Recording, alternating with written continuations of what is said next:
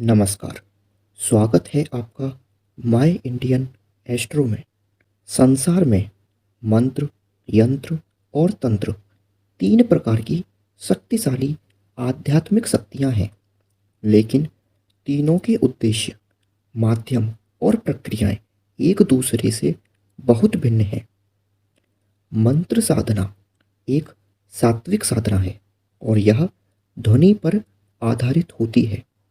यंत्र साधना राजसिक साधना है और यह आकार पर आधारित होती है।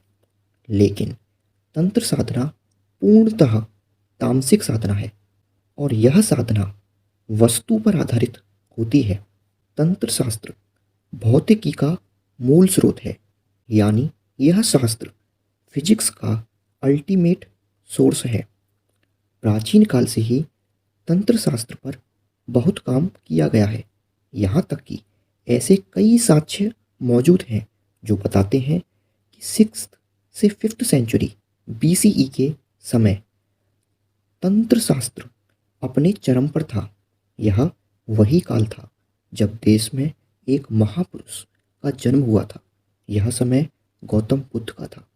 लेकिन इस शानदार समय के बाद से ही तंत्र शास्त्र का गलत प्रयोग इतना बढ़ गया कि इसकी पवित्रता और पवित्र उद्देश्य विकृत होते चले गए और इसका महत्व कम होने लगा। कुछ छल कपटों द्वारा स्वार्थ सिद्धि के लिए इस शास्त्र का दुरुपयोग करने के कारण तंत्रज्ञानी लोगों ने इस शास्त्र का त्याग करना प्रारंभ कर दिया।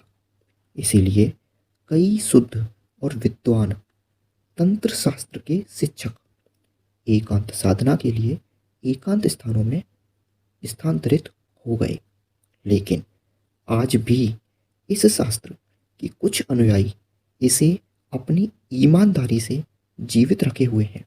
हमें आज भी उम्मीद है यह शास्त्र अपने शुद्ध रूप में फिर जागृत होकर समस्त ऊंचाइयों को छुएगा और हमारे शास्त्रियों पूर्वजों के पवित्र उद्देश्य को प्राप्त करेगा। इससे न सिर्फ भारत का अपितु पूरे विश्व का कल्याण होगा।